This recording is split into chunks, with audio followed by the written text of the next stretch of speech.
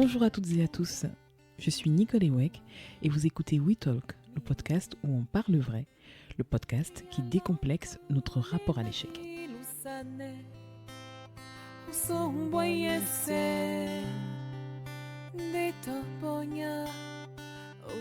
À 5 ans, je me rends compte que c'est soit je me bats, ou soit je sombre. Ce qui importe, c'est pas que ce soit arrivé, c'est qu'est-ce qu'on en fait. Je n'ai pas peur de perdre ce pourquoi je me suis battu pendant 20 ans. Finalement, de quelque chose d'extrêmement dramatique, tu en as retiré de l'or. On va vivre des échecs, bien sûr, et ça fait partie d'un parcours, c'est normal.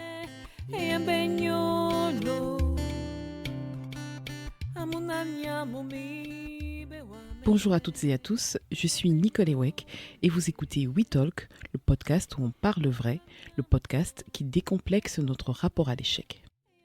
Pourquoi un sujet autour de l'échec ? J'aime à dire que les 15 dernières années de ma vie sont une ode à l'échec.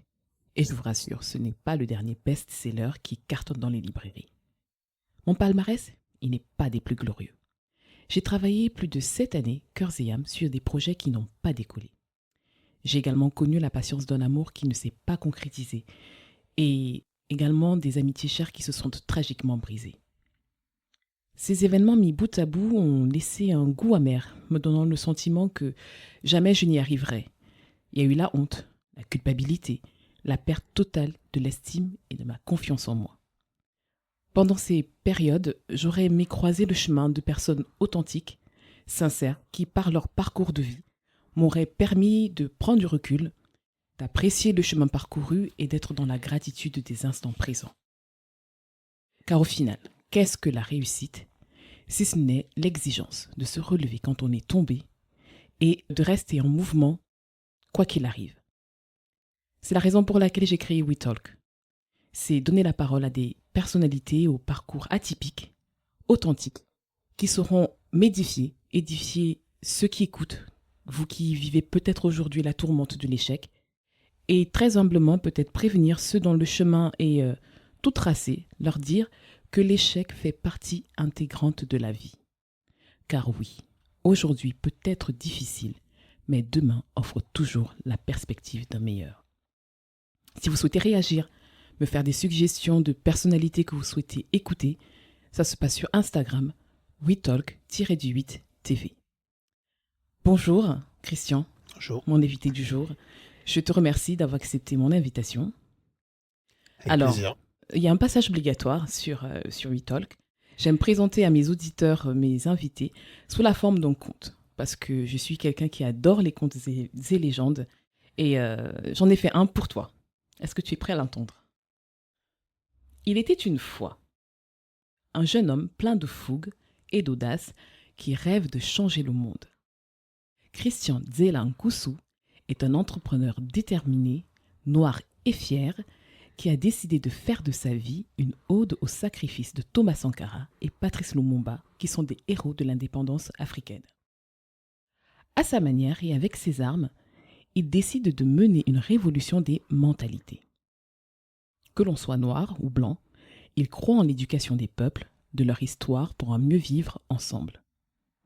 À 21 ans, Christian est prêt à affronter son destin. Armé de son courage et de sa détermination, il se lance dans l'entrepreneuriat et crée une marque de vêtements noirs et fiers.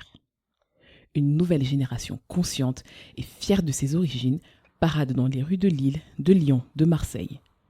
Le premier pari de Christian est gagné, la révolution est bien en marche.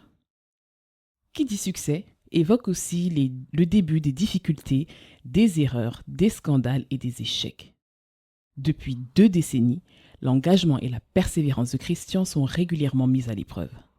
Il faut savoir rebondir, regagner la confiance de son public, garder la tête haute malgré les bad buzz, la mauvaise réputation et les mauvaises langues qui prédisent un avenir catastrophique. Christian Dzela, c'est un phénix qui renaît sans cesse de ses cendres. Son parcours force l'admiration.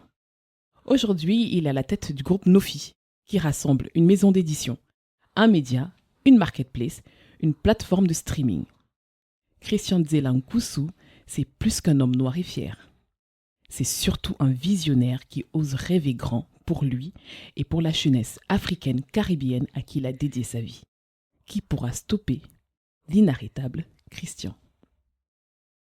Voilà le petit conte que j'ai dédié à Christian. Merci beaucoup. Alors, je te remercie une fois de plus pour d'avoir accepté d'être l'invité de WeTalk. Et qu'est-ce que tu peux dire de toi? Est-ce que tu peux te présenter aux auditeurs de WeTalk? Le conte a dit l'essentiel. Donc, je suis Christian Zelat, entrepreneur engagé, 42 ans et noir et fier, tout simplement. Alors, moi, je vais mettre tout de suite les pieds dans le plat. Mhm. Tu as décidé de te lancer dans l'entrepreneuriat, de te faire connaître avec Noir et Fier, une marque de vêtements. C'est une affirmation qui est quand même très forte, Noir et Fier. Est-ce que tu as eu à vivre avant ça des épisodes qui t'ont poussé à t'interroger ou à rejeter ta négritude, ta couleur de peau, d'avoir honte de ta couleur de peau et de tes origines? Pourquoi Noir et Fier? Alors, noir et fier, ça vient vraiment de quelque chose presque quelque chose d'inexplicable, hein, quand ça arrivait, en tout cas, quand j'ai eu l'envie de matérialiser ça sur un t-shirt. L'idée, c'était pas de créer une marque de vêtements. L'idée, c'était vraiment de créer un mouvement. D'accord. Voilà. Parce que c'est vrai qu'on dit oui, c'était la marque de vêtements. Bon, c'était un peu un raccourci un peu facile que même moi-même parfois je prenais parce que bon, c'est sur des t-shirts. Donc les gens, quand on leur présente des projets, qu'on leur présente un concept qui est un peu novateur, c'est mieux de leur dire bon, voilà, c'est une marque de t-shirt. Tu connais la marque de t-shirt Noir et Fier? Ouais, machin. En fait, c'était pas ça en fait. Noir et Fier, c'était un mouvement. Oui. C'est un mouvement. C'est un état d'esprit, c'est une vision, c'est une mission, c'est un rassemblement. Et qui est né de quoi? Est-ce que c'est né de situations que tu as Ouais, vécues? effectivement. Comment dire? C'est pas dans l'idée de la honte, donc on va aller chercher la fierté. C'est pas ça en fait. Oui. Je pense que chacun a ses expériences personnelles. J'ai vécu les miennes. J'ai été un petit garçon, on va dire, équilibré, dans une famille aimante. Donc, j'ai grandi en France. On va dire que je ne me suis pas réellement posé de questions. Bien sûr, il y a eu des moments, il y a eu des anecdotes qu'on a un peu tous vécu. Oui. Mais j'ai jamais eu de problème avec ça, moi. D'accord. Ça n'a jamais été un élément qui m'a freiné dans tout ce que j'ai pu faire. Aussi D'accord. bien dans mon enfance qu'après dans mon adolescence. Je me suis presque même rarement posé certaines questions sur ma négritude. Je me suis pas assis un jour, je me suis questionné, oui, ma négritude, non, c'est pas ça. C'est pas comme ça que je le ressentais. Je ressentais le fait qu'il fallait faire quelque chose, Oui. qu'il y avait quelque chose en moi qui se passait Oui. et que je voulais vraiment créer une solidarité en fait entre les Noirs parce que je trouvais que ça manquait. D'accord. J'aurais pas pu mettre des mots comme je viens de le faire là, à cette époque-là, parce que j'avais 22 ans. Mais j'ai senti que c'était pas suffisant. Quand un noir croise un autre noir qu'il connaissait pas, dans le regard, il y avait un manque d'amour, il y avait un manque de solidarité, il y avait un manque de tout. Il y avait Oui. un sentiment de compétition, il y avait trop de choses. Donc oui, moi, en tant que jeune, j'ai vécu des situations où j'ai été influencé. J'ai été influencé de la bonne manière ou de la mauvaise manière, mais voilà, j'étais influencé et puis j'ai eu des modèles très importants dans ma vie. Donc la question noire ne venait pas de manière directe. Oui.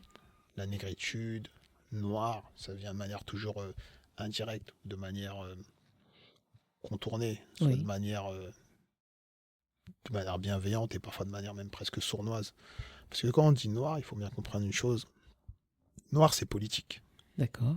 Quand on dit noir, c'est extrêmement politique. Donc quand on dit noir et fier, c'est un message d'une force extrême parce que ça revêt beaucoup de choses. D'accord. Ça met en avant les maux de la société. Ça met en avant aussi tous les combats Mhm. que des hommes avant nous Oui. ont portés, des hommes avec un grand H, hommes et femmes. Oui. Donc voilà, c'est tout ça en fait.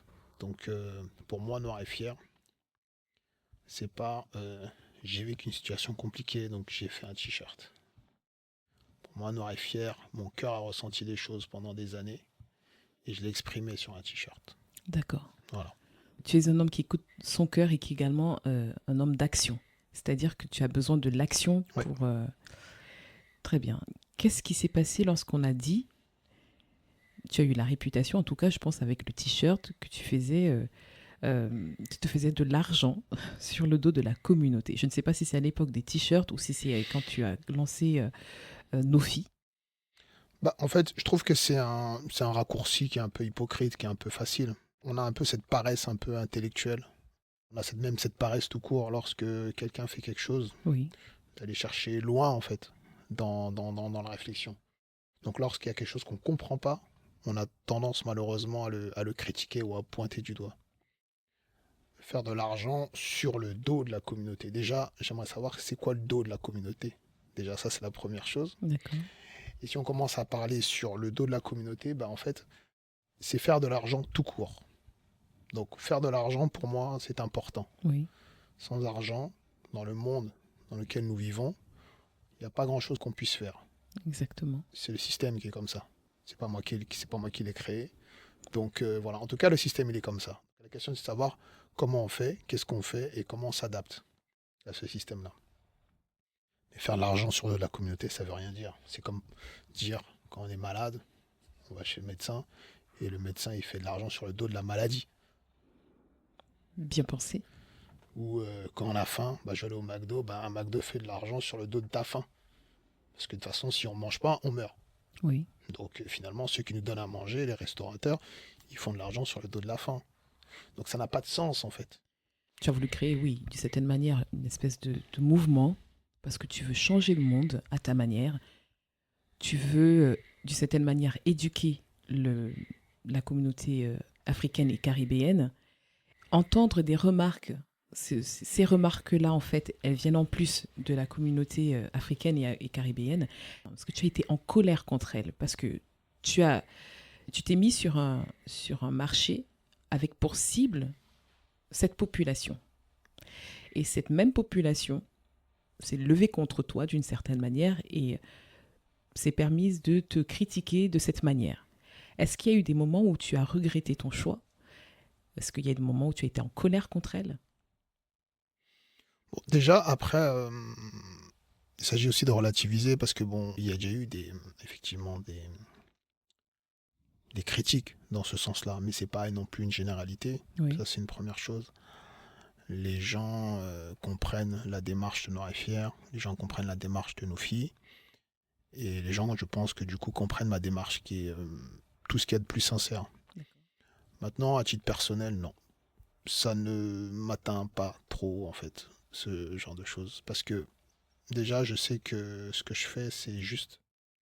Et je sais que je le fais pas pour moi. d'accord.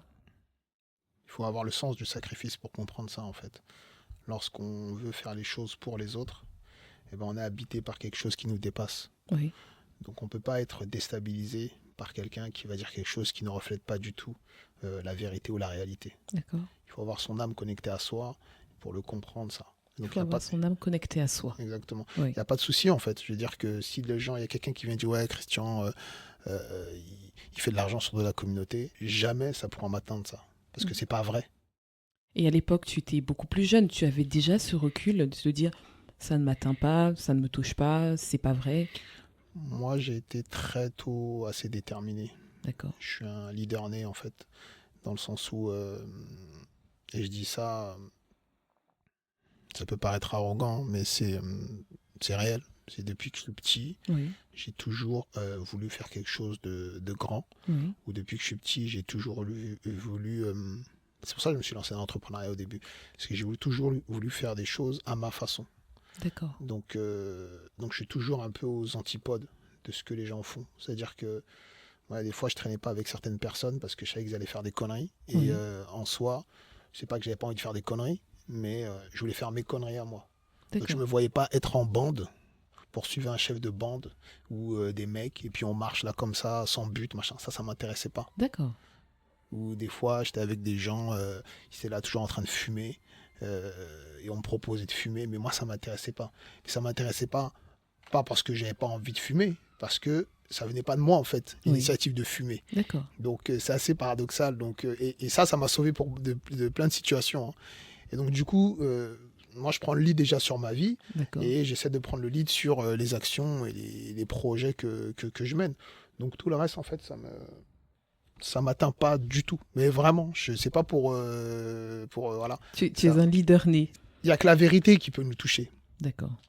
Lorsque c'est des mensonges qui viennent à nous, Oui. et lorsque la personne en face, son cœur, il est sombre, bah, il peut pas se passer grand-chose en fait. D'accord. Il peut y avoir une blessure physique, mais il peut pas avoir une blessure de l'âme en fait. C'est pas possible. D'accord. En tout cas, pour moi, c'est impossible. C'est impossible. Ouais. Et ça, c'est un état d'esprit que tu as toujours Oui, gardé. en fait, c'est un état d'esprit que j'ai toujours eu. Je me suis pas rendu compte à quel point je l'avais. D'accord. Et c'est quand je prends du recul sur les dernières difficultés que j'ai eues, mais en fait, j'ai aucune rancœur. Oui. J'ai pas de rancœur, j'ai pas d'amertume, j'ai pas de ressentiment. Je suis pas en train de mâcher du ressentiment toute la journée. Non, j'ai pas de problème avec ça en fait. Tu es toujours au poste et tu continues de proposer tes services. Ouais. Enfin, principalement à la communauté africaine et caribéenne, mais également à tout le monde, parce que c'est accessible à tous. Ce n'est Bien pas... sûr, et c'est ça le but. Oui. Et c'est ça, et l'intérêt, il est là. C'est-à-dire qu'il n'y a pas d'intérêt à ne pas partager la beauté de nos arts, de nos histoires, de nos cultures. C'est pas intéressant, en fait. Une culture est faite pour être partagée. Oui. Je veux dire que moi, quand je vais en Guadeloupe, d'origine congolaise, ben, je veux découvrir la culture locale, la culture antillaise, les traditions. Vous voyez ce que je veux dire ? Et ça, c'est important, en fait. Sinon, ça sert à rien, sinon on reste chez soi. Il y en a qui restent chez soi. Et les gens qui restent chez soi sont malheureusement bien tristes, très souvent. Parce qu'il faut être ouvert sur le monde pour le comprendre. Bien sûr. Et comprendre les autres, c'est se comprendre soi, finalement. Donc moi, il s'agit de ça, en fait. Alors, comment est-ce qu'on peut être à la fois ouvert et proposer des services qui donnent le sentiment que l'on est fermé? Non, il n'y a pas de sentiment. Il n'y a aucun sentiment qu'on est fermé. Il n'y a aucun sentiment. Je pense Personne n'a jamais fait de remarques sur... Certainement, on peut dire oui, c'est communautaire, mais déjà dans le dictionnaire, communautaire, ça ne veut pas dire le sens qu'aujourd'hui, c'est pourquoi il est utilisé. Oui. Il n'y a rien de mal à être communautaire. Et c'est pas parler de soi que d'être fermé. Oui. Vous voyez ce que je veux dire ? Quand c'est Noël, on est en famille. Bien sûr. On est chez soi en famille, c'est Noël. Donc il y a aucune fermeture à ça. Vous êtes entre vous. Tout à fait. Voilà, on est entre voilà, on veut voir sa famille, à sa tante, son oncle, enfin voilà. Mais c'est pas on invite tout le monde à les fêtes de Noël. C'est pas tout le monde qui vient chez soi à Noël. On n'invite pas n'importe qui à Noël. On invite les siens, sa famille. C'est pas être fermé d'inviter les siens. En fait, c'est comme ça qu'il faut. En fait, il faut prendre les choses toujours sur un paradigme qui soit beaucoup plus large que notre réalité. Oui. C'est normal. Le gars, il est là, ça fait 20 ans, il dit noir et fier. Oui. Et il avance. Et en face, noir ou non noir, on regarde ça d'un œil, on dit ouais, ok, mais voilà. Et on a l'impression d'être exclu. Mais il n'y a aucune exclusion. C'est comme les gens qui sont fans de la chasse. Je ne cautionne pas la chasse, moi. Mais il y en a pour qui c'est une passion. Oui. Ben, ils sont dans leur monde, ils sont dans leur réalité. Complètement. Un milieu qui peut paraître un peu fermé. Mais demain, si vous vous intéressez un petit peu à la chasse, ben, vous allez devenir chasseur et vous allez rentrer dans le monde de la chasse. Et puis, avec peut-être la fraternité que ça crée entre les chasseurs, etc. Et tout. Tout à fait. Donc, je pense que c'est juste une question de méconnaissance, de manque d'ouverture. Dès qu'on est dans une critique un peu facile ou un peu rapide, et on peut tous être un peu comme ça parfois, ben souvent c'est un manque de connaissances, on va dire. C'est un manque de connaissances. Comment, avec finalement, comment dire ça, c'est ce bad buzz qui a peut-être tourné au début, plus ou moins au début de Noir et Fier, oui, on se fait de l'argent sur la communauté, et les bad buzz qu'il y a eu, peut-être, qui ont suivi par la suite. Notamment, il y a une espèce de MeToo à charge contre nos filles qui a été accusée d'escroquerie. Il y a eu énormément de personnes qui sont arrivées sur les réseaux sociaux et qui ont été à charge. Chacun a raconté son expérience négative, etc. Comment on fait pour rester debout et traverser ce type d'épreuve avec dignité. Mais c'est encore une fois, c'est la même chose.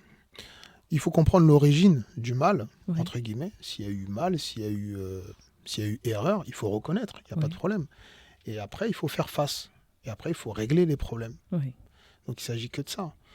S'il y a quelqu'un qui a volé ici, ben, ok. Un voleur, il ne fait jamais face, hein, il ne garde pas la tête haute, un voleur. Un voleur qui sait qu'il a volé, il se cache. Un voleur qui sait qu'il a volé, il se cache. C'est Bah, bien dit. On sait jamais, peut-être je l'ai dit un peu facilement, mais en fait, en gros, ce que j'essaie de dire, c'est que le mec, il a volé. Mhm. Il dit pas que c'est un voleur. Non, c'est certainement pas. En tout cas, il n'en est pas fier. C'est dans ce sens-là. Oui. On n'a jamais vu quelqu'un qui vient, un ami, même Oui, qui on ne fait dit des pas voleur et cambriolages. fier. Ah, moi, je suis un voleur, et puis il est chaud, et puis voilà, et puis il s'assoit, et dit, moi, tu sais, je suis un voleur, hein, moi, je vole, lui, là, je l'ai volé, un tel, là, je l'ai volé, Oui. le machin et tout. Il y en a pour qui c'est le métier, hein, c'est leur game. Oui. Mais même les gars qui sont un peu dans ces trucs-là, Oui. je veux dire qu'ils sont pas là à porter le truc en mode avec fierté. Oui. Non, c'est pas le t-shirt voleur et fier. Hein. Ça, Voilà. c'est certain. Ce que je veux dire par là, c'est quoi? C'est que effectivement, il y a eu des erreurs. Oui. Mais il faut ramener, encore une fois, il faut toujours ramener les choses dans des contextes. Mhm. Est-ce qu'il y a eu des problèmes de paiement à un moment donné? Oui. Est-ce que potentiellement on peut en avoir encore? Oui. C'est le principe même du commerce, on va dire. Oui. On a rencontré des difficultés. Donc ça veut dire que rencontrer des difficultés, c'est être un escroc. Ça n'a pas de sens. Oui, c'est Voilà, c'est-à-dire que un raccourci très rapide. et malheureusement, c'est ça, il s'agit de ça. C'est sûr que quand on vient sur les réseaux sociaux, on a dit ah oui, ça fait 3 mois, j'ai pas été payé ma facture et tout, c'est des escrocs. Ouais. Et bien, il y a malheureusement, je dis pas que c'est une bonne chose, Oui. mais malheureusement, ça arrive très souvent. Mhm. Et surtout quand on face à une entreprise qui rencontre des difficultés, ben à ce moment-là, il faut faire face, Oui. il faut régler les choses au fur et à mesure, Oui. et puis ben, présenter les choses de manière la plus transparente possible, et c'est d'avancer. Il s'agit que de ça. Donc, pour moi, j'ai pas de problème avec ça. Moi, ça m'empêche pas de dormir. Ça peut pas m'empêcher de dormir parce que mon entreprise, c'est pas Christian Zelat qui doit de l'argent. Oui. C'est mon entreprise. Donc, mon entreprise a des difficultés. Et un chef d'entreprise se doit de régler les problématiques qu'il Oui. rencontre. Voilà. On a tous eu, même dans la vie personnelle, on a tous eu parfois son abonnement peut-être téléphonique qui n'est pas payé, peut-être on a eu un retard de loyer, peut-être qu'on a un peu juste pour finir le mois, Oui. et qu'à la banque, ben voilà, on a un découvert depuis 3-4 mois qui se creuse. Donc c'est-à-dire que c'est à la banque qu'on doit de l'argent Oui. et qu'on devait régler le découvert depuis 3 mois, mais finalement le découvert, on l'a toujours pas réglé et tout. Mais imaginez si la banque à ce moment-là nous traiterait d'escrocs. Ah mais monsieur, vous n'avez pas réglé votre découvert. Vous avez dit que vous allez régler le découvert, mais vous l'avez toujours pas réglé le découvert. Oui. Et un mois plus tard, ah oui non, je promets, dans un mois, on va régler le problème. Je vais régler mon découvert. Et 2 mois plus tard, c'est toujours pas réglé. Oui. Est-ce que la banque, votre banque, vous accepterez que votre banque, votre partenaire, il y a une relation commerciale, Oui. vous traite d'escroc? Ah Est-ce que bah vous non, avez déjà pas vu du un tout. courrier même où elle fait un post sur les réseaux sociaux pour dire telle personne qui a un compte chez nous, c'est un escroc? Non, pas du tout. Voilà, mais c'est la même chose pour nos filles. Est-ce que vous avez donc, est-ce que nos filles, toi, tes équipes, vous avez essayé d'éduquer les gens dans ce sens? C'est-à-dire que ce que tu viens de me dire, moi, ça m'édifie énormément. Quand on est entrepreneur, on est amené à avoir des difficultés, Bien sûr. des problèmes de paiement, de trésorerie, peu importe, on a des difficultés. Quelqu'un qui veut critiquer gratuitement, il critiquera toute sa vie gratuitement. Parce que c'est gratuit. Il n'y a pas de réflexion et il peut peut-être même pas comprendre. Donc c'est même presque pas de sa faute. Oui. Et ça, il faut aussi l'accepter. Maintenant, il faut comprendre aussi une chose. L'entrepreneuriat, Oui. déjà, de base, c'est quelque chose de très difficile. Créer une entreprise, payer des salariés, c'est très difficile en France. C'est pas évident. Oui. Il y a beaucoup Voilà. de charges, de On taxes. n'est pas dans les levées de fonds qu'on entend toute la journée. On a levé 50 millions d'euros et puis voilà. Non, nous, c'est avec nos propres moyens Oui, et on se développe petit à petit. d'accord. Mais maintenant, et c'est pas pour être dans une position de victime, mais c'est une réalité. L'entrepreneuriat noir en France, c'est une autre catégorie en fait. C'est-à-dire qu'il y a l'entrepreneuriat Oui, et il y a l'entrepreneuriat noir. Et donc là, on est dans un... Déjà, l'entrepreneuriat, c'est une niche, entre guillemets. Oui. C'est pas tout le monde qui est entrepreneur en France.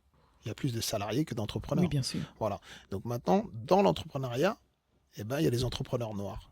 Et les entrepreneurs noirs qui proposent soit des services un peu classiques et généraux, Oui, ou soit ils proposent, dans cette niche-là, ils font de l'entrepreneuriat, mais pour les noirs. d'accord. Donc c'est une autre niche. Oui, Donc c'est encore plus difficile. oui, Et nous, on est dans cette niche-là. Voilà, on est dans cette catégorie-là. Donc, ça demande beaucoup de courage, de volonté, d'engagement oui. et d'ingéniosité pour que, commercialement, les activités elles puissent tenir. Tout à l'heure, tu disais oui, est-ce qu'il faut éduquer? Non, il n'y a pas à éduquer. Parce que déjà, dans le côté éducation, Oui. il y a un côté qui est un peu... C'est pas les enfants. Voilà, il y a un côté un peu qui est presque condescendant. Pour moi. Oui, Moi, je trouve que personne. C'est comme quand on est dans. C'est comme on marche dans la rue et puis on passe devant une vitrine et puis il y a un objet qui est vendu dans une vitrine, un vêtement, on va dire. oui. Il n'y a personne qui nous force à l'acheter ou à rentrer Ah dans non, la bien boutique. sûr que non. Voilà. Donc, on rentre dans la boutique, Mhm. j'achète le produit, j'ai un ticket de caisse, on me dit que je peux le rendre dans 7 jours et tout. Voilà, c'est à moi de lire. Je sais lire, je sais écrire, je sais mettre ma carte bleue, je sais payer, je sais machin. Et après, c'est à moi. Maintenant, le reste, je ne suis pas responsable du comportement de la personne. S'il n'a pas lu son ticket et qu'il veut le ramener 8 jours plus tard, je ne suis pas responsable de ça. Et D'accord. c'est pas parce qu'il va revenir 8 jours plus tard que je vais arriver, je commence à dire, mais tu vois, le ticket a marqué ça. Je l'ai expliqué, effectivement. Mais après, je vais pas commencer à lui dire, mais tu vois, les codes du commerce, c'est qu'on a 7 jours, machin et tout, mais écoute, Oui. faudrait peut-être que tu regardes ce cahier-là, peut-être parce que t'as pas lu. Tu Mais, vois ce que je veux dire? Mais oui, je l'entends, mais j'ai quand même une question. Mhm. Tu mènes une révolution pour toi. Ouais, Tu veux changer le monde. oui. Est-ce qu'on change le monde sans cette phase finalement d'éducation? C'est-à-dire que tu t'adresses à des gens, visiblement, qui seront aussi les premiers à te jeter la première pierre. C'est étrange. J'ai l'impression que, en fouinant un petit peu, que c'est un petit peu le rapport que tu as avec ton public. Non, parce que déjà là où je suis pas d'accord, c'est Oui. que déjà, encore une fois, c'est le principe du podcast, Oui. donc on appuie dessus, mais ça en fait là un peu une généralité, mais c'est pas du tout ça en fait. D'accord. Sinon, depuis 20 ans, on aurait fait autre chose. C'est Oui. pas possible, on peut pas, voilà, parce que là, ça fait vraiment limite, le quotidien, c'est des problèmes. Non, D'accord. le quotidien, c'est des problèmes pour se réinventer, pour trouver des modèles des relais de croissance et pour Oui. développer les activités. Oui. Mais le quotidien, c'est pas telle facture pas payée, tel souci, telle frustration, tel machin et tout. Non, Oui. c'est pas ça. Sinon, là, je vais ouvrir une MJC et puis voilà.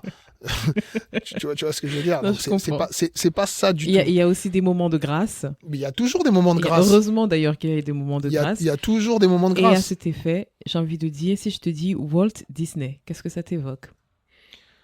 Walt Disney, pour moi, tout est une question d'inspiration. Oui. De la même manière où quand tu peux dire Tupac, quand tu peux dire Michael Jackson, quand tu peux dire Lumumba, Oui. ou quand je peux citer aussi mon père, Hyacinthe Zelat. Voilà, pour moi, tout est une question d'inspiration. Oui. Donc voilà, quand tu me dis Walt Disney, c'est l'histoire d'un homme qui a cru et qui a rendu ses rêves possibles. Oui. Voilà, tout simplement. Et donc moi, je suis un peu un grand rêveur, Oui. mais comme je dis souvent, la force de la réalisation, c'est d'abord la force de la vision. Et pour moi, il faut réussir à être capable de visualiser dans la vie. Et quoi qu'on fasse, Oui. voilà, que ce soit des grandes choses Mhm. ou même des choses peut-être un peu moins ambitieuses. Oui. Mais il faut toujours réussir à visualiser. Et c'est comme j'expliquais tout à l'heure et tout, effectivement, il y a une réalité qui est là, c'est une réalité entrepreneuriale. Mais franchement, les soucis là, c'est le game en fait. Oui. Donc s'il fallait mettre une note sur 10, Mm. tu es entrepreneur. Est-ce que tu as déjà été salarié d'ailleurs? Très peu, mais oui, j'ai été salarié il y a une vingtaine d'années. D'accord. Donc s'il fallait que tu te donnes une note sur 10 de ta vie d'entrepreneur, Mhm. quelle serait en termes de bonheur? Sur 10, Oui, sur 10. mais c'est-à-dire, c'est quoi les critères? Est-ce que tu es heureux? Est-ce que ça t'épanouit? Est-ce que ta manière de rebondir face aux épreuves, ton équilibre vie privée, vie professionnelle, sur 10, tu donnerais combien? Ton épanouissement? Ah bon, sur le plan vraiment de satisfaction, de bonheur, d'épanouissement, etc. Tout, je mettrais 7. 7 sur 10. Ouais, 7 ou 7,5. 7,5. Bon, on monte Ouais. quand même d'un demi. Ouais, 7 ou 7,5 parce que j'essaie d'être un peu bienveillant avec moi, parce qu'il y a des petites choses qui vont pas, mais c'est pas forcément lié qu'à ma personne. Oui, Mais voilà, je vais en dire 7,5 quoi. d'accord. Je vais pas mettre 10 parce que je suis pas encore arrivé là où j'ai envie d'être. D'accord, donc les 2,5 qui manquent, Mhm. c'est parce que tu n'es pas encore arrivé là où tu veux. Exactement. Et tu vas aller où? Moi, je vais arriver au moment où je vais clairement inspirer les gens qui changeront le monde. Voilà. C'est une très grande ambition. Bah, au début, j'avais l'inspiration de changer le monde, mais j'ai bien compris, j'ai revu un peu les choses à la baisse, Oui. et je me suis dit, je veux inspirer les gens qui changeront le monde. Mais elle est pareille, cette ambition. Vouloir inspirer ceux qui changent le monde, c'est changer le monde. C'est-à-dire que finalement, ceux qui changent le monde, c'est aussi ceux qui influencent, ceux qui prennent les décisions. Donc ça veut dire que c'est toi qui prends les décisions. Donc tu veux être un décideur. Ah, toujours, mais il faut décider pour agir. Oui. Donc moi, j'ai pas de problème Mais avec pas ça. toi, pas de manière micro, mais toi, c'est vraiment de manière Parce que pour moi, j'ai envie d'être... il faut... En fait, moi, quand je vois des gens qui font des choses, ça me frustre de voir que la personne essaie de s'en sortir, mais qu'il lui manque ça ou ça ou ça, ou peut-être qu'elle aurait besoin d'un conseil et tout. Parce que moi, j'aurais aimé qu'à cette époque-là, à sa place, que quelqu'un vienne comme ça spontanément et me donne un conseil. Oui. Il me dit voilà. Et c'est ce qu'on a fait aussi pour moi. Quand je l'ai lancé Noir et Fier, je savais pas qu'il fallait protéger sa marque. Et ben, je suis venu voir quelqu'un pour le faire des t-shirts. Il m'a dit mon gars, protège d'abord ta marque. Oui. Voilà. Et il me l'a dit spontanément, gratuitement, c'était gratuit, il n'était pas obligé de le faire. Il aurait pu même me piquer l'idée. Voilà, tout ça, c'est la transmission, la bienveillance, et c'est ça qui nous fait grandir en tant que personne. Et pour moi, il faut que je donne en fait ça. Oui. Je veux pouvoir donner ça, et il y a trop de choses qui vont pas, et je me dis, je dois apporter ma pierre, je dois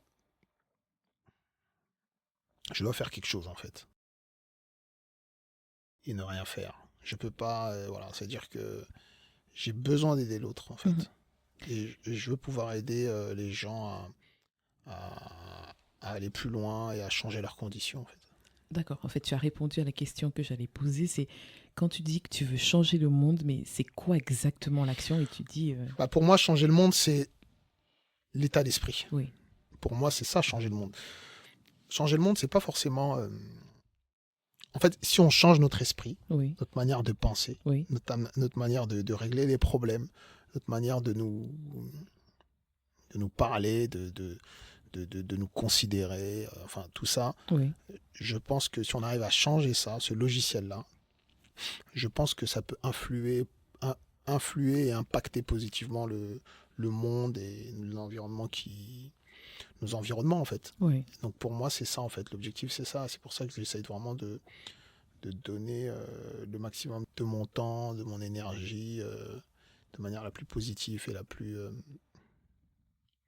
transparente et la plus sincère possible, pour que ça puisse que ça puisse aider, et que la personne aussi, elle à son tour, elle aussi envie de faire un peu de transmission de témoins, un peu, voilà, c'est un peu finalement, d'une certaine manière, tu peux influencer les personnes qui vont changer le monde de demain, même sans t'en rendre compte. C'est-à-dire que tu connais pas le destin des gens. Tout à fait, ouais. Quelqu'un peut t'écouter et se dire ah waouh. Et son destin derrière, demain, on ne sait pas, ça devient Barack Obama ou c'est vrai. J'en sais rien moi. Bien sûr. Un Bill Gates, et il dira mais j'avais écouté bien sûr. et là ça. tu auras influencé. C'est exactement ça. Avec toi, j'ai le sentiment qu'on ne parle pas d'échec. Non, parce que le problème, c'est qu'est-ce qu'on en fait en fait de l'échec. Il y a les gens qui parlent de l'échec, mais en fait pardon, mais c'est hyper important. C'est crucial. Qu'est-ce qu'on en fait de l'échec? Et qu'est-ce que tu en fais, toi? Moi, j'estime que on n'est pas déjà... En fait, moi, j'ai un état d'esprit assez particulier, parce que moi, j'estime qu'on est déjà... Tu es un guerrier, toi. On n'est pas les plus à plaindre. Tu es un lion. Non, mais je ne sais pas ce que je suis, mais on n'est vraiment pas les plus à plaindre. Oui. La souffrance, en tout cas, elle n'est pas ici, elle est ailleurs. On peut avoir la souffrance de la vie au quotidien. Il y a des choses qui nous font souffrir. Oui. Mais au quotidien, avoir le confort de pouvoir se lever, de parler à ses proches, de manger à sa faim, de dire aujourd'hui je fais ça et demain je fais autre chose, d'être bien au chaud, d'enregistrer des podcasts, c'est un luxe. Waouh. C'est un luxe. Et je trouve qu'on a tendance à oublier ça. Moi, hier, je faisais devoir à mon fils. Oui. Et lui, je vois, il a du mal. Et quand il a du mal, il s'agace. Et après, il commence à se tourner dans tous les sens. Et après, limite, il en est presque même à pleurer. Oui. Et il boude. Moi, je le regarde comme ça. Je dis, mais toi, petit, tu n'as pas de problème, en fait. D'accord. Tu n'as aucun problème dans ta vie. C'est-à-dire que depuis que tu es né, dès que je te regarde là, tu n'as aucun problème. Tu veux des baskets, tu as des baskets. Tu veux la Switch, tu as la Switch. Tu veux jouer à la PlayStation 5, tu joues à la PlayStation 5. Tu veux faire du foot, tu fais du foot. Tu veux faire le taekwondo, tu veux faire le taekwondo. Tu veux faire du dessin, tu fais du dessin. Tu as tout. Oui. Le petit là, il a tout. Il a tout. Oui. Donc, il faut avoir déjà conscience de ça. Oui. Il faut être reconnaissant par rapport à ça. La reconnaissance, la gratitude. La gratitude et la reconnaissance. Donc, moi, c'est ça. J'ai cette chance-là. Et je le vois. Parce que je ne peux pas me blaguer, ne serait-ce qu'avec moi-même. 2 minutes. Je suis d'origine congolaise. 80% de ma famille est au Congo-Brazzaville. D'accord. Il suffit d'aller dans nos pays et d'ouvrir vraiment ses yeux. Parce que être né grandi en France, c'est bien. C'est bien. Mais quand on va là-bas au pays, et quand on voit la misère qui nous entoure, et je dis pas ça pour être dans le misérabilisme, hein, c'est une réalité. Oui. C'est difficile. D'accord.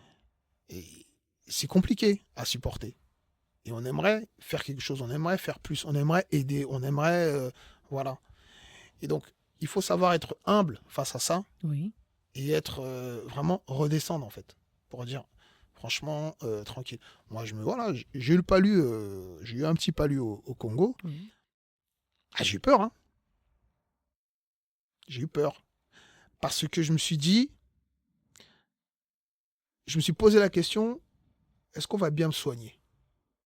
Tu t'es posé cette question. Voilà.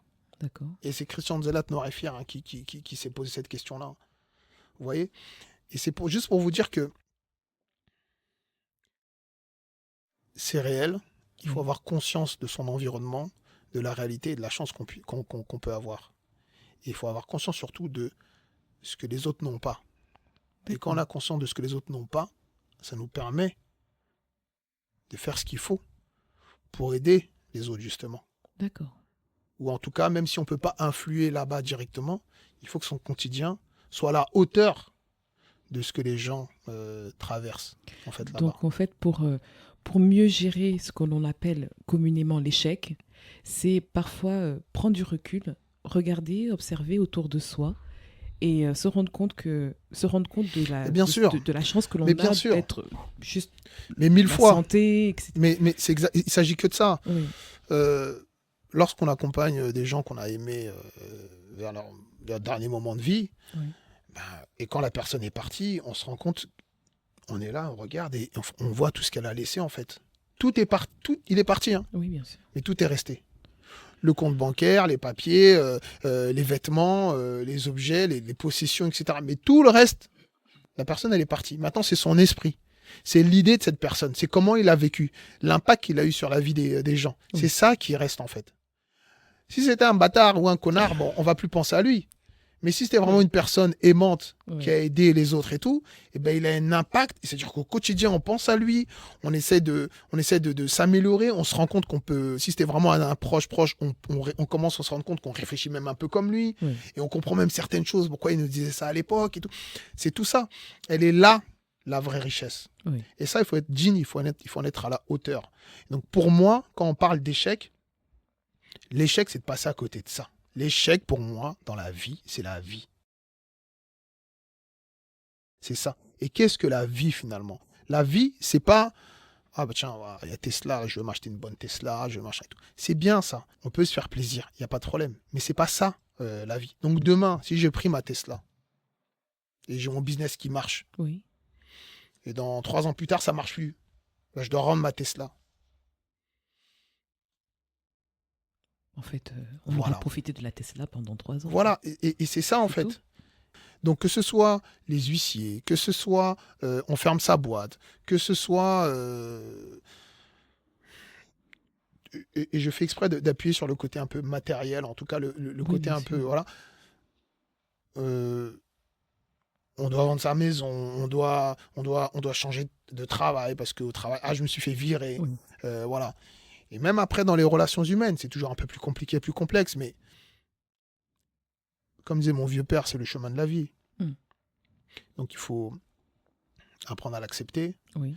Et si on a su apprécier ces choses-là avant, eh ben, c'est qu'un apprentissage pour continuer. Donc moi, l'échec, quand il vient, je fais face, Oui. vraiment. Je fais face, mais je suis très vite dans la relativité de ce que ça représente finalement. Parce que quand on regarde bien, on creuse au fond de l'échec, on dit, bon, ok. Moi, je me souviens quand on a dû fermer les boutiques Nofi Store. Vous avez fermé des boutiques. Ouais, on a fermé des boutiques Nofi Store pendant la période du Covid. Oui. On en a fermé quand même 3. Bah, au début, je m'accrochais. Je dis non, il ne faut pas qu'on ferme, faut pas qu'on ferme. Mais le jour où on a fermé, je dis bon, on a fermé en fait. D'accord. Est-ce que ça a changé quelque chose? Il n'y a pas eu de honte, tu n'as pas... Ah non. Ah oui, d'accord. Non. On a fermé. Je me suis dit ok, on a fermé. Bon, je reviendrai plus fort. Wow. Mais il n'y a pas... Tu t'es dit à ce moment-là... Ouais. En fait, c'est vraiment... Face j'ai pas trop- à ton... Ben, en fait, ce que les gens ne comprennent pas, c'est que moi, je n'ai pas peur de perdre. Attends. Toi... Pardon de te couper. Tu dis, toi, tu n'as pas peur Ah non, de moi, j'ai pas perdre. peur de perdre. C'est-à-dire que quand je joue, je sais que potentiellement, je peux perdre. Ouais. Mais surtout que c'est là qui est un peu étrange avec moi, c'est que je n'ai pas peur de perdre ce pourquoi je me suis battu pendant 20 ans. J'ai pas peur de ça. Mais j'ai envie de te dire, C'est-à-dire c'est que- mental. Ça veut dire que demain, on me dit Nofi, ça s'arrête. Oui. Ça va pas m'empêcher de dormir. Il faut le savoir. Ça m'empêchera Et pas de pourtant, dormir. c'est l'œuvre d'une vie.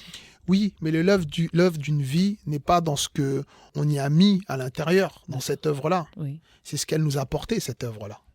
Waouh. Elle est là la C'est puissant différence. ce que tu dis. C'est ça la différence. Et c'est Ouais. ça, en fait, le secret. Si on veut aller loin, si on veut bâtir, si on veut construire, si on veut être invincible même, Oui. c'est ce que nous faisons au quotidien, c'est ce que ça nous apporte à nous. Et c'est pas ce que nous mettons à l'intérieur. Là, on est dans des locaux, c'est très bien et tout. Ah, j'ai mis toute ma vie, on a mis les lumières, on a fait des trucs, j'ai mis mon argent, machin et tout. Boum, demain ça brûle. Ah, c'est l'œuvre d'une vie qui est partie. Non, c'est pas vrai. Parce que qu'est-ce que ça nous a apporté de faire ça? Ça nous a permis des rencontres, ça nous a permis de construire, ça nous permet de concrétiser peut-être un rêve. Oui. Et à ce moment-là, quand le rêve a été concret, qu'est-ce que ça nous a apporté comme satisfaction? Il faut se souvenir de ça. Quand on se dit, ah ouais, j'ai lancé Nofi, j'ai lancé Noir et Fier. Maintenant, c'est le souvenir de l'avoir fait qui m'apporte beaucoup et qui me construit en tant qu'homme encore aujourd'hui. Oui. Mais c'est pas simplement, j'ai fait Noir et Fier, ah bah tiens, c'est terminé Noir et Fier, ou j'ai fait Nofi, et maintenant, ah bah Nofi, c'est terminé. Ah ouais, tu te souviens, Nofi à l'époque. Ah ouais, non, moi, je suis pas là-dedans. Moi, c'est ce que ça m'a apporté il y a 20 ans, ce que ça m'a apporté il y a 10 ans, ce que ça m'apporte là encore aujourd'hui. Oui. C'est ça le plus important, c'est ce que ça nous apporte, nous. C'est pas ce qu'on y met. Et le problème, c'est ça. Si on passe à côté de ça, on a passé à côté de tout. Ah oui, tu viens de me donner une claque. Parce que si j'avais écouté ça il y a une dizaine d'années, ou il y a 7 ans, je pense que j'aurais gagné 5 ans de ma vie, très clairement. C'est-à-dire que ce n'est pas... Je me suis beaucoup accrochée au fait que les projets sur lesquels je travaillais ne se réalisaient pas, ne se sont pas réalisés. Et j'étais dans l'affliction parce que j'y avais mis mon cœur, mon âme. Et je me disais, mais c'est pas possible, je n'ai rien fait, je n'ai aucune réalisation concrète. Et finalement, là, tu me dis, ce n'est pas la réalisation qui est le plus important. C'est le sentiment que tu as eu dans ton Bien cœur sûr. au moment où tu l'as À ce fait. moment-là, Et c'est ça. à ce moment-là, tu étais habité. Oui. Tu te levais le matin, tu avais une énergie Mais, folle, tu avais les trucs et ça- tout. Mais elle est c'est là, magique, ce que elle tu est viens là de ta dire. réalisation. Oui. La réalisation, ne crois pas qu'elle était dans le projet. C'était pas ça le projet. Le projet, c'était pas le projet. Oui. Le projet pour toi, c'était de te lever le matin et de dire voilà, je crois en quelque chose, mais je crois tellement que je suis habité et je le fais. Waouh. Parce que attention, hein, les réseaux sociaux et tout le monde, on a l'impression que la réussite, c'est les possessions matérielles ou c'est la matérialisation d'une idée ou d'une pensée. Oui. C'est pas ça la réussite. Et on veut nous faire croire ça au quotidien. Et je trouve que c'est très dangereux. Et c'est pour ça que moi, mes enfants, ils n'ont pas de réseaux sociaux. Parce que, non, je veux pas qu'ils voient ça. Je veux pas qu'on leur fasse croire Oui. que la réussite, c'est ça. Un jour, mon fils, il me voit, parce qu'un jour, j'ai un ami, il vient me voir. Il vient me voir et tout en Lamborghini Urus, ou je sais même pas, parce que moi, je suis pas très voiture et tout. Oui. Il vient me voir et tout. Et après, on va chercher mon fils à l'école avec la voiture. Et après, tout le monde, les parents, ils nous regardaient et tout, machin. Après, mon fils, là, pendant 3 mois, ça l'a habité. Il a dit, oh, ouais, ton copain, là, il est riche, hein, papa. Je dis, yo, je dis riche. Je dis, mon fils, ça, c'est riche, ça. Et donc, j'essaie de lui expliquer. Et pourquoi je dis ça? Et j'insiste, vraiment. Pour moi, le secret, c'est dans ce qu'on fait. D'accord. C'est pas dans ce qu'on a. C'est ça le secret en fait. Et le problème, c'est que les réseaux sociaux nous font croire que voilà, la réussite. Tout de suite, on a des grands chiffres. Ah ouais, 30 millions d'euros. Tac, il a fait ça. Oui. Ouais, il a levé tant de fonds. Ah ouais, Oui, regarde les oui. bureaux, machin et tout. Exact. Mais si c'est ça, moi, j'ai déjà été millionnaire. Voilà. J'ai déjà été en immobilier, j'ai déjà été millionnaire. J'ai tout revendu, mais j'ai déjà été millionnaire. Donc, si c'est ça, ben, allons-y, en fait. Ok. Allons-y, c'est facile. Hein. Après, c'est du matu vu, c'est du machin et tout. Mais c'est pas ça, en fait. Moi, mon aventure, ma richesse, je la puise ailleurs. Et c'est ça, la clé de ma longévité. Oui. C'est que je me nourris de ça au quotidien.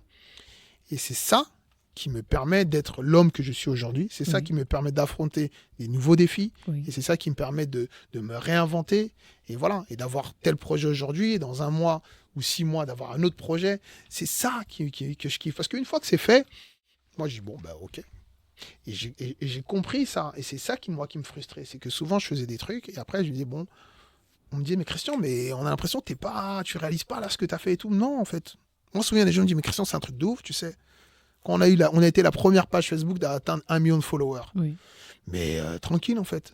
Ça nous a pas monté à la tête. C'est pas en mode, ah ouais, 1 million de followers. Et je suis pas là toujours à la ramener, oui, 1 million de followers. Non. C'est-à-dire que quand toutes les personnes là qui font ce qu'ils font aujourd'hui, qui étaient encore à l'école, ou qui étaient encore étudiants, ou qui étaient encore au collège et tout, nous, on était déjà dans le game. Oui. Voilà. Et aujourd'hui, ils sont là, les gens créent des pages, ils créent des trucs, ils machin et tout. Tout ce dont ils parlent, ils sont en train de faire, on l'a fait nous aussi.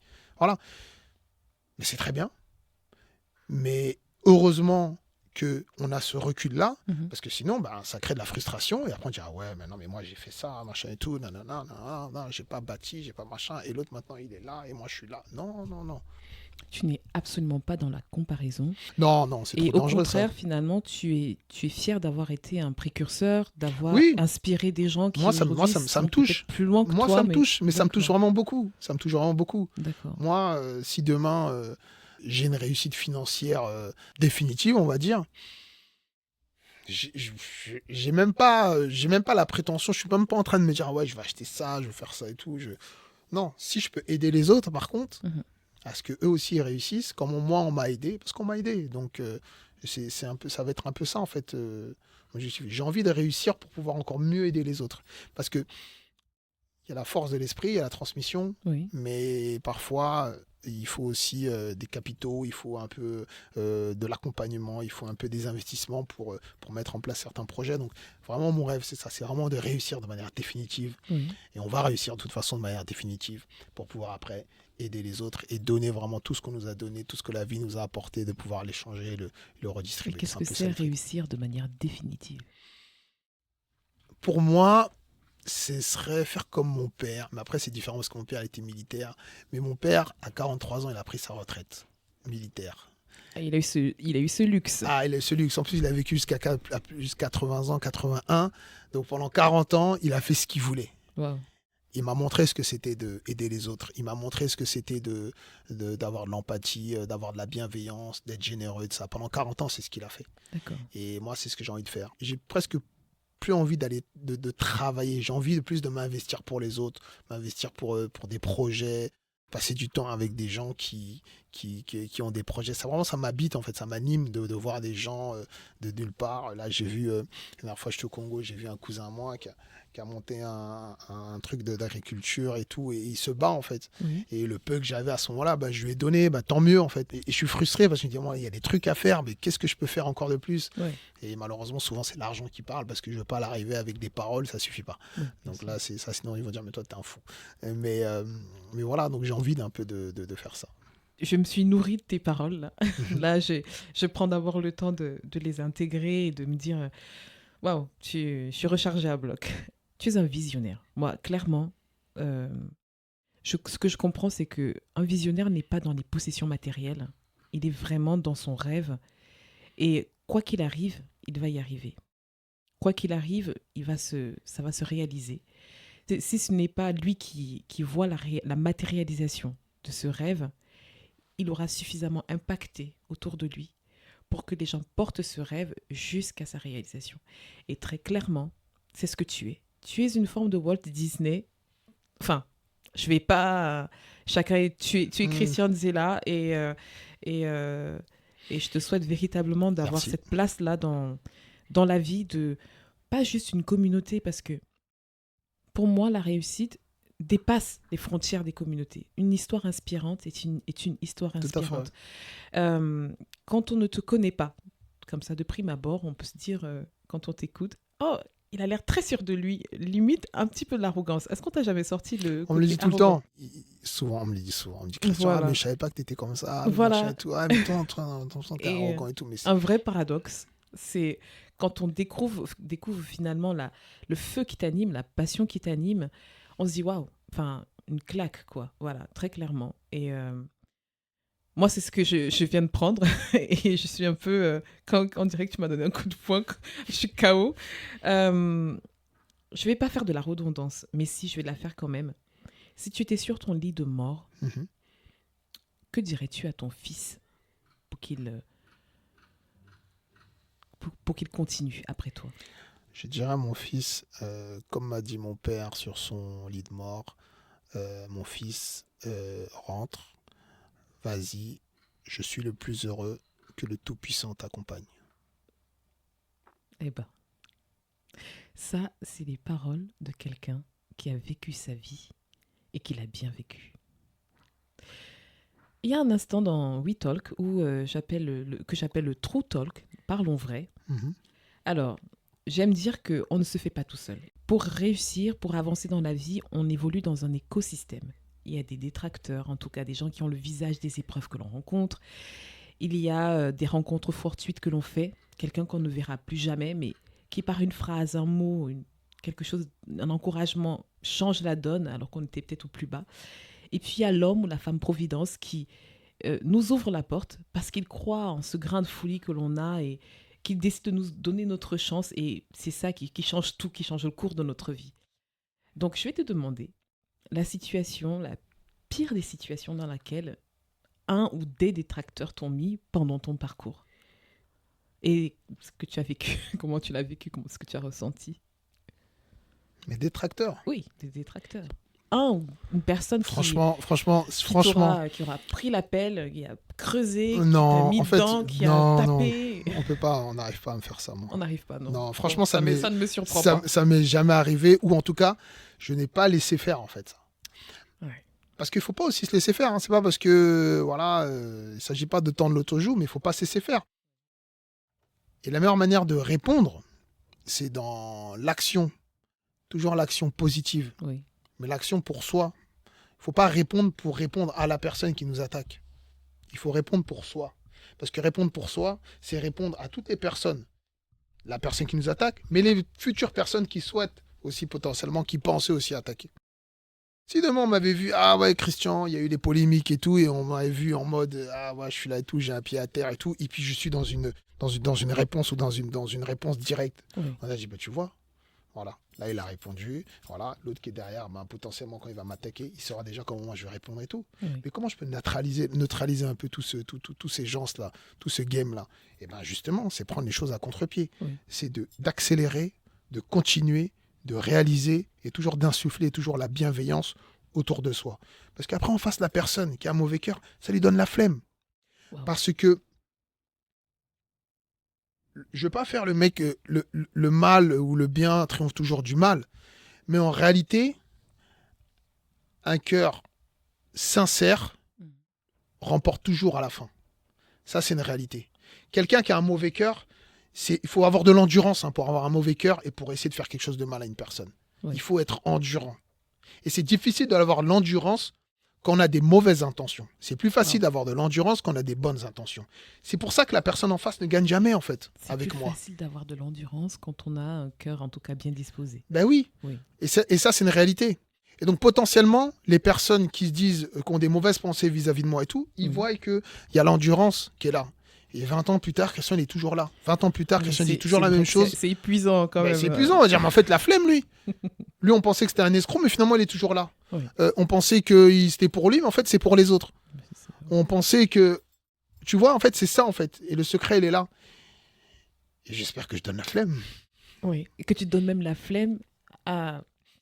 Alors, ça, c'est pour les gens qui sont peut-être un peu procrastinateurs, qui sont... Donner aussi la flemme à ses propres problèmes. Se dire, eh ben... Si t'es encore là, toi, moi, je me lève, je continue. Oui, mais c'est ça, en fait. C'est ça. Et puis, mon père disait souvent, il faut toujours, et répéter toujours 3 fois, il faut toujours s'armer de volonté. Il faut toujours s'armer de volonté. Toujours. Et après, quand je dis ça, mon père, il était dans les... Et c'est là, en plus, là, quand je me rends compte encore plus, quand j'étais plus jeune, je me rendais pas compte de la dimension. Il faisait partie des commandos marines. Et en France, les commandos marines, c'est un corps de l'armée, enfin de la marine. C'est vraiment l'élite. Les entraînements et les stages qu'ils font sont les plus difficiles en France et même parfois du monde. Et des fois, je regarde des vidéos sur YouTube, là où il est passé, parce que lui, il a fait ses entraînements, enfin voilà, ses stages, c'était souvent à Lorient et tout. Bah, déjà, je suis fier, mais déjà, je suis impressionné, en fait. Et je me dis, mais en fait, à côté de moi, j'avais mon père, il avait un mindset, il a fait des trucs de ouf. Saut en parachute, machin et tout. Et en fait, mon père, je me rends compte que par mimétisme, il m'a transmis ce truc-là. Oui, on dirait presque que tu as fait l'armée. Voilà, il m'a transmis ce truc-là, mais et pourtant, il m'a jamais fait d'entraînement, il m'a jamais machin. Mais psychologiquement, il a fait, j'ai l'impression qu'il m'a programmé. Oui. Mais d'une manière où moi-même là je m'en rends compte encore aujourd'hui maintenant 2 ans plus tard qu'il est parti et tout, je me rends compte à quel point en fait je suis vraiment mon cerveau il est programmé pour faire face à l'adversité. Waouh. J'espère que c'est le cas pour chaque personne qui écoute. En tout cas, l'adversité fait partie du quotidien. Il faut pouvoir se programmer à faire face à l'adversité. Ouais, il faut toujours s'armer de volonté. N'ayez pas peur. Oui. Ayez confiance en vous. C'est la meilleure chose que je puisse vous dire.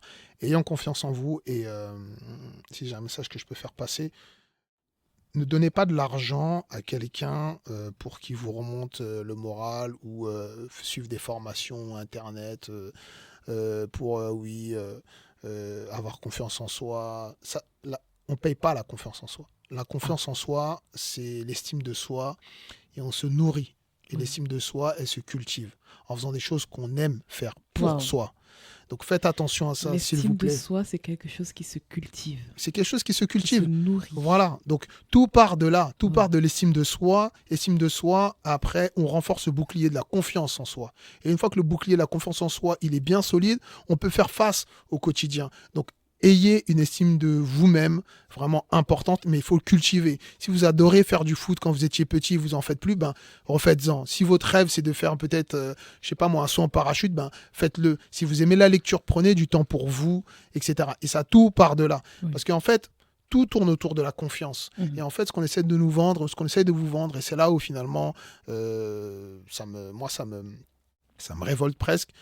Les gens qui sont là toujours à vendre des formations, voilà, tout. Qu'est-ce qu'ils veulent vendre en fait ? Ils veulent vendre le rêve d'une vie meilleure. Mais c'est quoi finalement le rêve d'une vie meilleure ? C'est finalement, on va chercher quelque chose qui on pense qui est inaccessible, de rêver, de se projeter, alors qu'en fait, il s'agit que d'une la même et seule chose. C'est toujours une question de confiance. Oui. Voilà, je veux avoir de l'argent, c'est dire déjà, il faut avoir la confiance de dire que je peux en être capable. Oui. Je peux en être capable de réaliser quelque chose. Mais payer des formations pour se convaincre ou pour que quelqu'un nous convainque que c'est possible et qu'on peut être capable, pour moi, c'est dangereux. Ça, c'est la mentalité d'un leader, ça. Pour moi, c'est dangereux. Ne payez pas de formation, lisez des livres, il y a tout. Vraiment, il y a tout. Voilà, faites les choses pour vous. Quand je dis payez pas de formation, attention, entendez-le bien. Formez-vous, donc oui, il faut payer des formations, mais ne payez pas les formations des charlatans là sur YouTube là qui vous racontent des conneries toute la journée. C'est vous le produit, ils veulent juste se remplir les poches, c'est pas un problème pour eux, ils ont aucune peine pour ça. Donc voilà, ça c'est vraiment le message que je voulais passer parce que je vois trop de trucs sur Instagram, je vois trop de trucs sur YouTube et ça commence, gens qui sont même pas coachs et ça commence à me fatiguer. Les gens, c'est des coachs, ils se débarquent et tout. Voilà, si vous avez un problème, allez voir un psychologue, voilà. ou avoir un psychiatre. Ils sont formés pour ça. Mais ne nous abandonnez pas dans des trucs bizarres sur YouTube et après vous cliquez sur le lien là en bas à côté de la cloche et tout. Non, pardon, s'il vous plaît, pardon. On a dit noir et fier, on n'a pas dit noir et bête. En tout cas, on a dit être humain et fier. Là, pour le coup, c'est pour l'estime personnelle. Et est-ce que une situation dans laquelle une rencontre fortuite Ouais. qui a changé le cours de ta vie, tu n'as plus jamais revu cette personne et tu te dis, waouh, il m'a dit ça, il m'a donné ce conseil, ça a changé. Bah, moi, très souvent, c'est pas trop comme ça que ça se passe. C'est pas genre, je rencontre des gens, il m'a donné ce conseil. Ouais. Moi, c'est plus des moments de vie avec quelqu'un Oui. que j'arrive vraiment à apprécier dans sa plus grande simplicité. Je me souviens, j'ai travaillé dans un hôtel, Sofitel, Oui. et il y avait un monsieur. Moi, j'étais équipier dans l'hôtel Sofitel. C'est-à-dire que les équipiers à l'époque, c'était vraiment travail d'été. Hein. Et c'est eux qui accompagnaient les femmes de chambre, les gouvernantes, pour leur apporter les shampoings, les trucs qu'on mettait dans les chambres. Oui. Et puis on avait certaines tâches, des fois quand il y avait vraiment des trucs, il y a quelqu'un qui a vomi dans les toilettes, bon, il fallait nettoyer, voilà, la salle de sport, on devait nettoyer, voilà. Et faire des petites tâches un peu comme ça, Oui. en supplément, en support, on était en support pour les femmes de chambre et tout. Oui. Et j'étais formé par un monsieur pendant 2 mois, il s'appelait monsieur Bellatesh. D'accord. Et monsieur Bellatesh, il était un peu handicapé. Mhm. Donc quand il marchait, il boitait, mais il boitait vraiment fortement. Oui. Mais ça ne l'empêchait pas de faire son travail. Et je me souviens, souvent on faisait, on prenait pas, des fois il fallait descendre d'étage, on n'avait pas le temps de prendre l'ascenseur, donc on prenait les escaliers. Oui. Et monsieur Bellatesh qui faisait, il dit viens on fait la course. Moi dans ma tête, je me dis lui veut faire la course avec moi, mais il peut pas gagner. Mhm. Mais les gars, il avait une technique, grâce à son pied là, qui allait pas bien, il allait plus vite en fait. Donc il descendait les escaliers, bram, bram, bram, bram, bram. Et à chaque fois, il me battait. À chaque fois, il me battait. Alors que moi, homme capable là et tout, un grand bacala comme moi et tout, boum, je descendais. Moi, généralement, je saute même. Mais le gars, il allait trop vite. Il allait trop vite. En plus, il avait quoi? Il devait avoir la cinquantaine et tout. Oui. Moi, j'avais 17, 18 ans à peine et tout. Mais le gars, il allait trop vite. Et ça, cette histoire-là, Oui. ce monsieur-là, je m'en souviendrai toujours toute ma vie parce que c'est 2 mois que j'ai fait avec lui, Mhm. mais c'est certainement peut-être même les meilleurs, le meilleur boulot d'étudiant que j'ai pu avoir Oui. à cette époque-là. J'en ris, j'en ris aux larmes. Franchement, et ça, pour moi, c'est ça. Oui. Et moi, la vie, c'est ça. Pour moi, c'est ça, c'est ces rencontres-là Oui. qui changent parce que j'ai raconté ça, très bien, mais qu'est-ce que j'en ai fait? Qu'est-ce que j'en fais de ça? Oui. Après, du coup, ça te donne le respect des autres. Oui. De pas arriver dans un jugement facile parce que l'autre, il est peut-être un peu handicapé, l'autre, il machin et tout. Tac, tac. J'ai travaillé avec une personne comme ça. J'ai vu à quel point il était généreux, à quel point on a rigolé, à quel point, voilà. Et ça, c'est génial. Et C'est tu sais, génial. moi, ce que moi je reçois de Mhm. cette histoire, c'est que avec son pied Ouais, handicapé, il allait plus vite que toi. Il avait l'âge de l'expérience ouais, et de son handicap, il a Ouais. fait une force. tout à fait. Il a su tirer profit. Ah oui. Il avait une technique. Il en avait- plus, voilà, il il se avait mettait une près technique, du mais truc. c'est Donc, du coup, il incroyable. descendait. J'ai dit, non, mais le gars, il est chaud. C'est incroyable. C'est- Monsieur Béchala, c'est ça Bellatesh. Bellatesh. Bah, Et s'il des nous fois, écoute, on bossait et on travaillait. Et moi, j'en faisais un peu trop. Je dis, laisse, on n'est pas payé à la pièce ici. Donc voilà. Et ça, c'est ça pour moi, c'est ça qui est le plus précieux parce que c'est ça Oui. qui construit un homme. Oui. Et après, on doit le transmettre. Et on doit le transmettre dans l'attitude. Parce que le transmettre, c'est pas forcément le donner à quelqu'un d'autre. Oui. Mais des fois, c'est le garder pour soi, mais avoir l'attitude, la bonne attitude avec les autres. Oui. Et c'est ça aussi la transmission. La Wow. transmission, c'est pas simplement tiens, je te le donne. Oui. Ou, tiens, je vais te donner une parole C'est aussi valorisante et finalement tout. sa façon avoir de le se comportement. comporter. Oui. C'est ça, en fait, la c'est transmission. puissant, C'est ça, très la puissant, transmission. oui. Tu vois, Prince, il m'a dit, voilà, il y a quelqu'un qui veut lancer son podcast et tout, etc. et tout. Je dis, OK, je sais ce que c'est de lancer quelque chose. D'ailleurs, je t'en remercie. Et c'est pour ça que je me suis dit, vas-y, on va lui donner de la force parce que je sais ce que c'est de lancer quelque chose. Je Oui. sais ce que c'est d'être dans le doute, de faire quelque chose et est-ce que ça va répondre ou quoi. Bon, j'aurais pu dire, bon, voilà, la prochaine fois, ou j'aurais fait le mec qui n'a pas le temps. Non, j'ai dit non, c'est ça. La générosité. Et de ça, ben, moi aussi, je me nourris de ça. Oui. Voilà. Bah, Voilà. merci. L'homme providence ou la femme providence, Mhm. à qui tu veux peut-être dire merci, qui t'a ouvert la porte, qui a tracé le chemin et qui s'est dit Moi, je crois en ce truc-là qui a chez lui. Peut-être qu'il n'en a pas tout à fait conscience, mais il va y arriver. Qui l'a fait pour toi? Il y a beaucoup de personnes qui l'ont fait pour moi, proches et moins proches, Oui. et ça serait une liste un peu longue parce que finalement, je suis la somme de beaucoup de choses, de beaucoup de personnes. Pardon, mais tu as un paradoxe. On peut croire que tu es quelqu'un d'arrogant, alors qu'en fait, tu es Je suis profondément humble. Mais je suis arrogant. Oui, tu es sûr de toi. Je pense que finalement, c'est l'assurance. Ouais, Mais c'est peut-être tu un es peu de ça. surtout finalement extrêmement humble. Se dire, je suis la somme Ouais, de je mes suis la somme, rencontres. vraiment, je suis la somme des rencontres. Mais si vraiment je devais parler d'une personne, je parlerais de ma mère. Voilà. Ah, merci maman. Voilà. S'il y avait le titre d'une chanson, alors, toi c'est inédit parce que je parle de chanson, mais il y a aussi un film qui te définit. Moi je sais, c'est pour ça que je te pose la question. Une chanson, un titre qui définit ta personnalité. Ah, qui définit ma personnalité. Oui, qui te définit, qui résume qui tu es.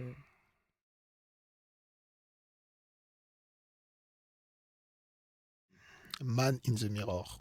Oh, pourquoi? Parce que je pense qu'on parle, on jague toute la journée, on veut faire les choses, on veut changer le monde, on veut être en action et tout. Mais comme dit le grand philosophe Michael Jackson, si on veut déjà changer les choses, il faut déjà se regarder déjà soi. Waouh, c'est vrai. Moi c'était une autre, C'était quoi? Unstoppable de Sia. Ouais. Mais ça, à la limite, c'est presque une évidence. C'est une évidence et c'est une facette. Ouais. Mais pour être Pour rentrer plus dans les nuances. pour ouais. être unstoppable, en tout cas inarrêtable, il faut déjà se regarder soi. Ah oui, ça c'est vrai. Voilà. Et c'est Ouais. pour ça que pour moi, Man in the Mirror, je pense que c'est la plus belle des chansons pour ça. Waouh. Et un film, un titre de film qui, je sais aussi, ça va peut-être faire débat. Moi, j'ai 2 films. D'accord. Jour de fête de Jacques Tati. D'accord, je ne pense pas l'avoir vu. Euh, D'accord, faudra- jour de fête, ok. Jour de fête de Jacques Tati. Jacques Tati, c'est un cinéaste, un ancien de l'époque, des années 40-50. Il jouait le rôle d'un facteur qui faisait du vélo. Oui. Mais la manière dont il faisait du vélo, là, quand j'étais petit, j'ai regardé ça, mais ça m'avait trop impressionné. Après, je suis parti prendre un vélo, j'ai essayé de faire marcher. C'était en noir et blanc, je crois, à l'époque. Oui. Et sinon, c'est Inception. Waouh. Pourquoi Inception? J'ai pas le droit de le dire. Je respecte les silences aussi. Moi, j'avais pensé à Walt avant Disney. Parce que, et à toi, avec ta réussite d'aujourd'hui, et toi, avec ta réussite de demain, Mhm. et il y a toi avant.